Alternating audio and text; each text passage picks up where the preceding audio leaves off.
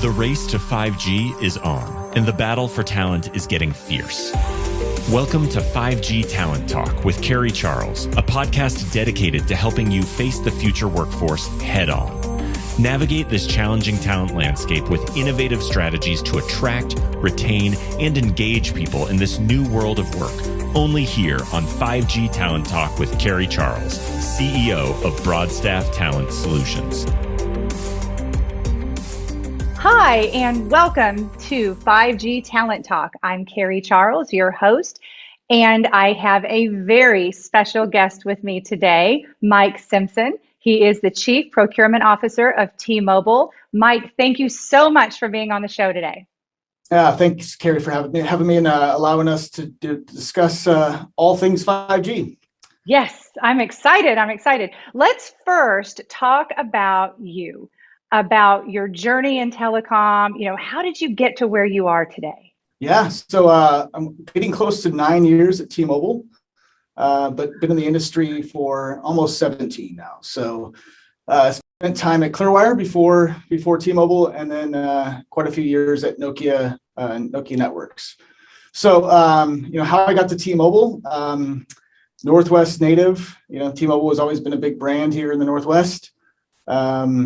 And what better place to end up right now is in advancing our telecommunications industry and with the hometown club. So yeah. So what is your favorite, your most favorite part of your job, of your role? That it never ceases to change. So there's always something net new on a weekly basis that you're chasing after. It's always good things, right? So how to improve the business in a incremental step each and every day. So it's been a great journey here. So T-Mobile expects that the synergies resulting from the merger to reach $70 billion, I read. And that's higher than the $43 billion that was projected originally. So why the change? Well, I think, just in regular T-Mobile fashion, we are doing things, advancing ourselves in the industry at a much faster clip than planned. So can't share them all, today with you, but there's a lot of great initiatives that support our ecosystem and our consumer base day in and day out. That's exciting news. Good to hear. So what will the new T-Mobile workforce look like post-merger? So I assume you're referring to how we will go back to work in a post-COVID. I think we're still trying to figure some of these things out, like many other large corporations. But there will be a mix of people that come back every day that want to get a break from what they've been accustomed to over the last 12 plus months. We'll introduce hybrid models into this where you give flexibility to your workforce. And we'll also enable those that want to work, or have been working, remotely to some extent for the better part of a few years. So it will evolve. I think we all have to learn from this as we go back. Is listen to our employee base and understand what future needs may be. So I think a lot of unknowns still, and I think we're no different than many of the large corporations out there. We want to listen first, take some steps, and start getting somewhat back to normalcy in the next few months. I love that you said listen. You said it twice, and it's so important to really hear what people are saying and what they want. And I think it's crucial as we just go back into, and we're really not going back necessarily. We're going into a whole new world, right? Yes. Let's hope it's not just a brand new world, but maybe right. some things will come back to what we used to have before. So, but yes. Right. Yep. So what have been some of the challenges in the post-merger integration of the suppliers? Will anything change in the future? Is it going to look the same? So I think, we actually went about the merger in a little bit different way. We actually waited for the pandemic to hit and then decided to close on 4/1 of last year. So our supply base, in many respects, we were at an advantage. We were ready to go and build a network. We had some hiccups at the beginning of the the pandemic and getting people to work and safely secure. But we were actually able to build quite faster than in normal times. Like New York City as an example, things are a little bit easier to go build networks when you don't have traffic and restrictions put upon you. So we'll actually revert back to somewhat normal as people go back to work and cities and populations start going into the office in some form or fashion. I think our network providers, we're still dealing with this on a daily, weekly basis. You've got components made in India and China, and we see what's going on in India today, and it's terrible what that population is going through. So it's learning more and more about your supply base on the component levels of where things are produced. So those things, we're more and more connected to our supply base than ever before. We are sharing more forecasts way up front. They're showing risks in supply base that they've never been willing to do before as well too. So both those things are changing, and I think it's actually some of it's for the best. Yes, I love that positive spin. So let's talk about 5G. Give me some updates. Where is T-Mobile now? What's on the horizon? Yeah, so all public facts that we'll share is that we are on a quest to deliver 5G for all. So that is our big branding about how we want to rapidly expand into small town America. So we have initiatives there connecting all of consumers and have the ability to reach beyond where all the carriers have really not focused as much energy and effort. Our beautiful spectrum and our range of coverage in both low band and mid band allow us to do that. Progress to date, we'll start to show some numbers and earnings that we're attacking our goals on 200 million pops covered in mid band by end of the year. We also have low band coverage that you'll see coming out, and I don't want to spoil the surprises too early on that, but we are making rapid progress on our build activities, and the machine that we have doing this is just second to none. That's exciting. I can't wait to see what you do. That's thrilling. So let's talk culture. What is it like to work for T-Mobile? Well, I think our employees speak for themselves, and I think when we're surveyed in Forbes about one of the best places to work, I think that kind of defines and tells the story of what the culture is here at T-Mobile. I mentioned listening a couple times in a previous question, and we have a focus on our employee base similar to what we do with our customers.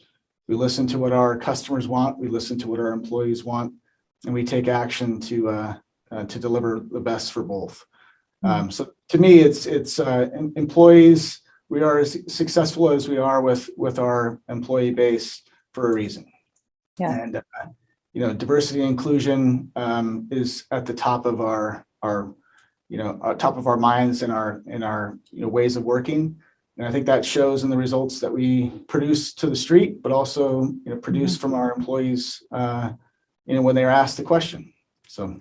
Yep. So we're going to talk about D&I in just a moment, but I've heard that it's awesome to be on your team. So I want to kind of get a little peek into what it's like to be on your team, you as a leader, maybe some of the things that you do with your team, that kind of thing. Yeah, we produce a lot of great work. I think we celebrate those successes in normal ways, together.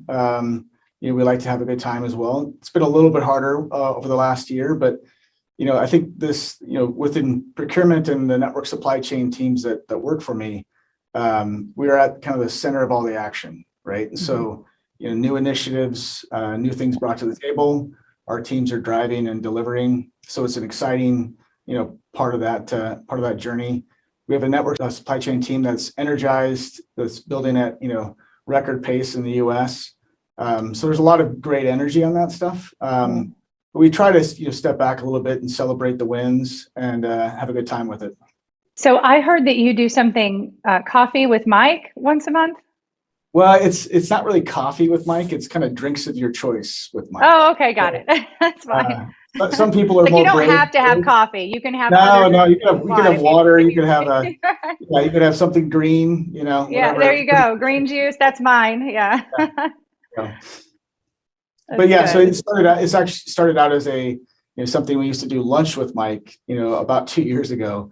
And it's just stopping and listening to my employees about what's going well, what's not, how do we fix those things? And it's just a way for people to connect at all levels of my organization.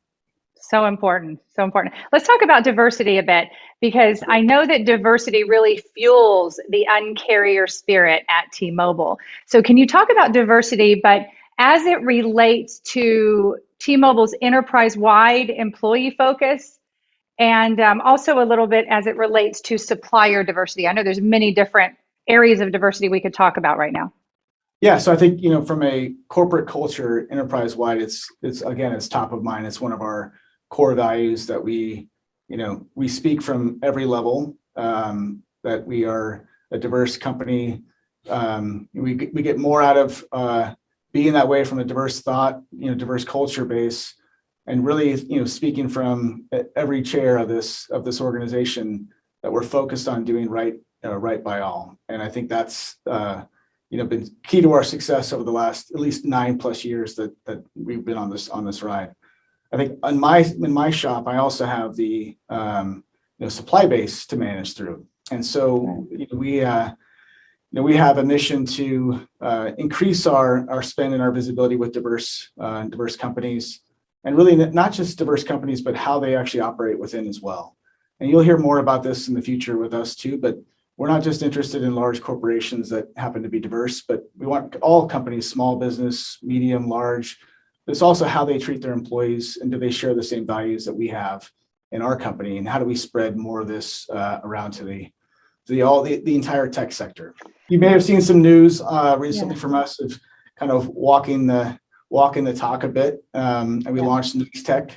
So that's our way of not only increasing our visibility and awareness of diversity and inclusion, but also investing in communities for jobs in the tech sector, which has been really not invested in enough over the last decade or two. So, tell me a little bit more about your next tech diversity program, because what was your motivation around creating it, and then a little bit more about how the program works, because I think it's brilliant and more companies need to do this.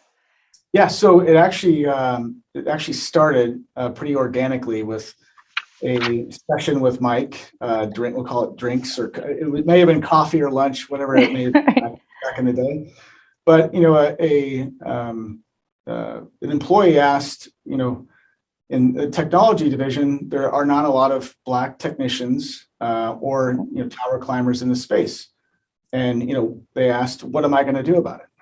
And so I said, let's really, in that organic session, said, well, why don't we do something similar to what we've been doing with Warriors for Wireless and our partnership with the Tower Family Foundation, and let's start raising money and awareness and creating some jobs. And so in a little over 6 months, we took that kind of basically almost a hallway conversation in a pretty informal setting. And we partnered with Learning Alliance, who's a large training center and facility across the country. We had some outreach and some investment from Ericsson, so one of our large build partners. And we put together a program where we provide scholarships for training, as well as job placement for graduates to enter into the field technician and technology landscape that never really existed yet. And so focuses on people of color and diversity there, and we're proud to say that we had our first graduating class, and all graduates have jobs post that training session. So Wow. it takes us all to go and invest some time, energy, and money, and I think we can all do better from that. And I love the fact that it was talked about in a meeting, and then you said, let's do it. And then it was done. Yep. And I think that that's really what's difficult for, we're moving so fast these days, and, I can tell that you have a heart to make a difference. And I'm sure that resonates throughout T-Mobile, I can tell. But, that ability to take action and say, look, this is important. This is just as important as everything else, right? Yep. And I think that's great. So I read that T-Mobile is committed to energy sustainability. How has your team, the procurement team, driven success here? Yeah, we actually, this is part of the reason you asked the question, what's it like in my organization? And it's different from a traditional procurement shop. We create a lot of different things for the ecosystem.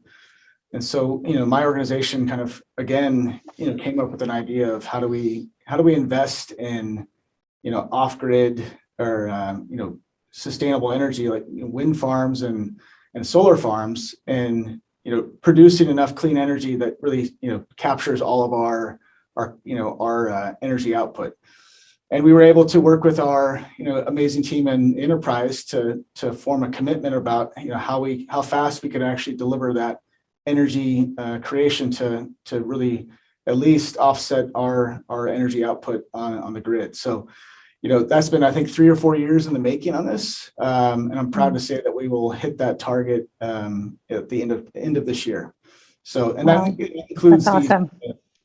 the merger and acquisition of Sprint. So we doubled down and just said there's no change in timeline. We will do both at the same time commitment. So proud to say that my team is at the heart of that great initiative. So look at all you've accomplished in, the merger and then COVID, and you just kept going and putting these programs together. So congratulations. You didn't stop. It's my team that delivers all the credit. So, but yes. As a great leader should say. That's good. Yep. No, that's awesome. So tell me more about this event that you lead the event every year. I guess it benefits the Tower Family Foundation you talked about, and Warriors for Wireless. What is the event, and how have you supported those organizations over the years? Yeah, so again, this is actually, it predated me a little bit, but we started a golf tournament really to raise awareness and money for 2 great causes. So, Tower Family Foundation supports families that, of injuries from this business and this line of work in tower technicians, as well as Warriors for Wireless that creates opportunities similar to the Next Tech initiative, but really focused on military veterans. And so this thing started out pretty small. We raised a little bit of money the first couple of years, and we really started amping this up with our great partner community and our supply base. And I think we've delivered quite a bit of value to these 2 outfits. Exceed $1 million over this journey. And we even included it last year during COVID times. We couldn't get on the golf course, but we did a virtual party and a meeting amongst these teams, and I think that was our largest contribution to date. So, wow. Even during tough times, our partner community and T-Mobile raised their game yet again. So the goal is each and every year we get a little bit more, we get more focus and energy for these great charities. So, are you going to have an in-person event in 2021? That is the plan, Carrie. We will do this. Hopefully, it's going to be early to mid-October is the current plan, and we'll get launching on this. We had to delay it a little bit, and we hope that it's a success and we can turn it into an in-person. If not, we'll go back to virtual and we'll do it again. Yeah. So right, yeah. Flexibility. That's right. So let me ask you, Mike, as a leader, what are some principles that you really live by? Like in your opinion, what makes a great leader? I think it's, you have to kind of raise up, your eyes on stuff to really make sure that you see everything in your organization. I think you have to be aware of your surroundings and who's on your team and what's really pain points within the organization. I think you have to listen, and I think you have to take, action. And I think even if you make some mistakes along the way, I think you have to drive your teams and your business forward. And I think those are essential for leadership from my perspective. I think you also have to be an owner, right? You're a business owner, right? So you get that. In each of my teams and each of my my manager positions, I look for those folks that really want to lean in and own their outcome. So they each run a small business from my perspective, right? And so, and so I think, employee first, employee engagement are all, kind of critical successes that I look for in leadership. And I love that you've said listen and action, but in order to listen, people have to have a voice. And it sounds to me like on your team, as well as T-Mobile, that people have a voice. Absolutely. Right. No, that's exciting. So last but not least, are you hiring? Is T-Mobile hiring? Yes, we have a commitment to as part of this deal combination that we are hiring. So my organization has open positions as well, but we are expanding into many different parts of the country. So I think almost every aspect of our business is growing, right? Retail channels, T-Mobile for Business has a huge initiative to drive some of those synergy numbers that we talked about, but they are aggressively in the marketplace seeking new business opportunities. So I think it's a great time to join T-Mobile. Plenty of opportunity, and I think we're still in very we're a big and a large corporation, but we feel and operate like we are still small and hungry. And that's a really unique atmosphere to be in, and it's really exciting for us as leadership to have energized folks come into our teams with different perspectives. Right place at the right time. It sounds like it's an adventure for sure. Absolutely. Well, Mike, thank you so much for being on the show today. This has been fabulous. I could talk to you, but I really appreciate you coming on. All right. Thanks, Carrie, for having me. You take care. Thank you for listening to another informative episode of 5G Talent Talk, brought to you by RCR Wireless News, Telecom Careers, and Broadstaff Talent Solutions. As we advance into the future, we promise to bring you the resources you need to navigate this ever-changing landscape of 5G to help you attract, retain, and engage people in this new world of work. To access the show notes or leave a review, visit broadstaffglobal.com. Until next time.